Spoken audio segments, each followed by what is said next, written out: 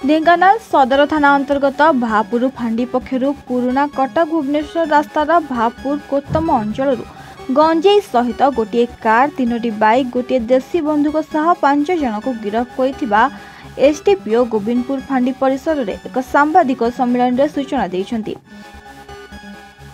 एक कार जोगे अनुगुल जिलार महिधरपुर अंचल 22 किलो 700 ग्राम गंजेई एक नाली कार रे आणुथिबार खबर पाई भापुर फांडी अधिकारी शांतनु कुमार प्रधान गोड़ाई धरिबारे सक्षम होइतिले।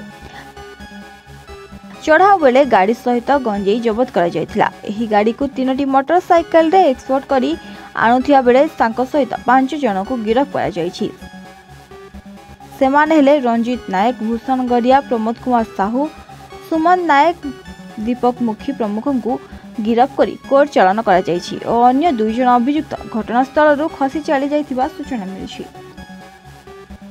क्रेडिबल इनफॉरमेशन आसिला रिलायबल सोर्स रु जे एक नाली कलर मारुति ऑल्टो कार किछि गंजेई नै कि अनुगुल साइड रु भापुर आडू को आसुछि।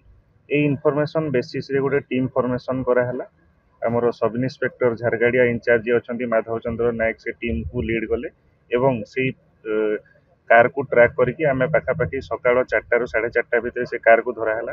3टी बाइक मध्य धरा हला जे ताको एस्कॉर्ट करके सेफ पैसेज दोतले एवं गाड़ी रु 2 जन आक्यूज थिले जो माने गंजेई रखिथिले एवं गोटे बंधुक 2टा गुली एवं से कार 3टा बाइक एवं 5 जन को आमे अरेस्ट कलु एवं एनडीपीएस एक्ट रो एवं आर्म्स एक्ट लागि कि गोटे 357 केस नंबर सदर थाना रो रजिस्ट्रेशन हला एवं 5 जन को आमे अरेस्ट करके कोर्ट को फॉरवर्ड करी। कामाख्या नगर अक्षय कुमार नंदंग रिपोर्ट एवान ओडिशा।